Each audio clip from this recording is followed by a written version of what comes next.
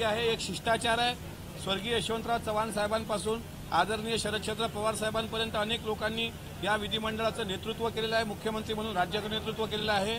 आणि अशा वेळेस विधान भवनच्या पायऱ्यांवर पण नाही, लॉबीमध्ये थेट एकामेकाच्या अंगावर चढत एकामेकाला बुक्क्या शर्ट कपडे फाळेपर्यंत आई बहिणीवर शिवीगाळ देईपर्यंत खालचा राडा का घडला, त्याचं कारण होतं सुरक्षा व्यवस्थेमध्ये असलेल्या तिथल्या सुरक्षा रक्षकांनी कुठली तपासणी न करता सोडलेले आत गुंडे, आणि ते गुंडे काल सोडले गेले। आणि आज त्या गुंड्यांसोबत जी पोरं तरुण आहेत, जी पोरं काही शिकू इच्छितात, जी पोरं आमदारांसोबत येऊन इथं अभ्यास करू इच्छितात, त्यांना मात्र त्याचा त्रास सहन करावा लागला।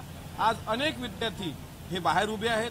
हा आजचाच प्रकार माझ्यासोबत घडला नाही, काल सुद्धा एअर इंडियाच्या बाजूला जी मोफतलाल बिल्डिंग आहे, त्या मोफतलाल बिल्डिंगच्या खाली एक चेक पोस्ट आहे, आणि समोर तुम्ही आलात तर विधान भवन परिसरात यायला एक चेक पोस्ट आहे। तिथे PI API असतात आणि ते त्या ठिकाणी पास विचारतात। माझ्या खिशाला बॅच लावलेला असताना 2 दिवसांपासून मला पास मागितला गेला।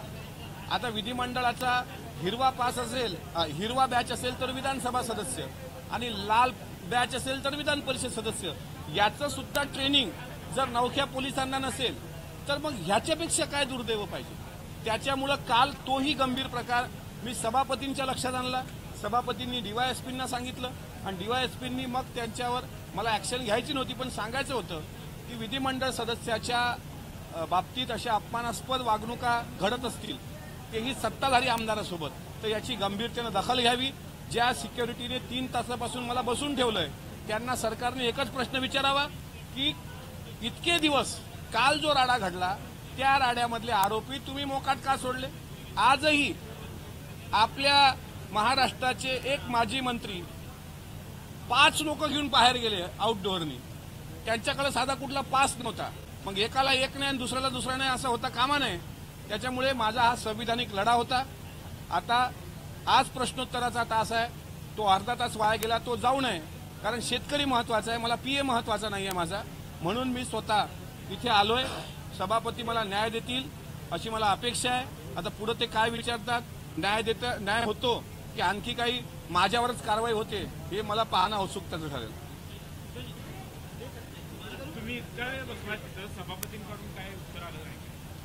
मला सभापती महोदयांकडून कुठलंही उत्तर आलेलं नाही। मी स्वतः त्यांच्याशी संपर्क करण्याचा प्रयत्न केला, पण संपर्क होऊ शकला नाही। त्यांच्या PAंना त्या सिक्युरिटींना बोलायला सांगितलं, ते पण बोलले नाहीत। मी विधान परिषदेचा सदस्य आहे, मला काही संविधानिक अधिकार आहेत।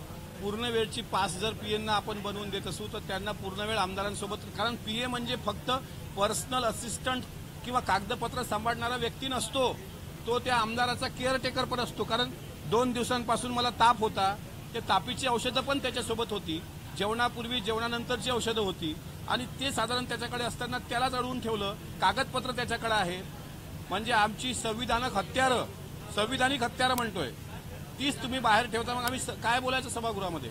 त्याच्यामुळे हा प्रकार मला वेदनादायी आहे। माननीय सभापती विधान परिषद यांनी या प्रकरणाची गंभीर दखल घ्यावी, आणि प्रश्नोत्तराच्या तासानंतर किंवा दिवसभराच्या कामकाजामध्ये त्या सुरक्षा रक्षकांनी ज्यांनी 2.5 तास मला बसून ठेवलं त्याच्यावर कायदेशीर कारवाई करावी अशी मागणी पत्रकारांचं मी अभिनंदन करतो की तुमच्यामुळं या अत्याचाराला सुद्धा वाचा फुटली। तुम्ही म्हणाल तुमच्यावर अत्याचार झालाय का, तर 100% अत्याचार झालाय। माझी चूक काय ते एकदा सांगा। रोज ज्या मुख्य प्रवेशद्वारातून आम्ही येतो त्याच प्रवेशद्वारातून मंत्री पण येतात, त्याच प्रवेशद्वारातून राज्यमंत्री पण येतात, त्याच प्रवेशद्वारात मंत्र्यांसोबत राज्यमंत्र्यांसोबत 8-8, 10-10 लोक येतात। मग आमदारांसोबत एक PA झाला पाहिजे, याच्याकरता माझा न्यायिक लढा होता, तो मी लढलाय। आणि शेतकऱ्याचे प्रश्न महत्वाचे असल्यामुळे तिथून मी आता इथं आलोय, सभागृहात जातोय, मात्र माझा लढा कायम राहणार।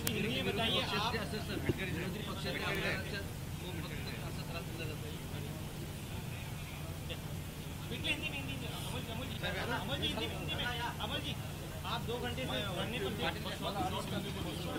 एक मिनट कैबिनेट मी तुमच्यासोबत उभा राहतो।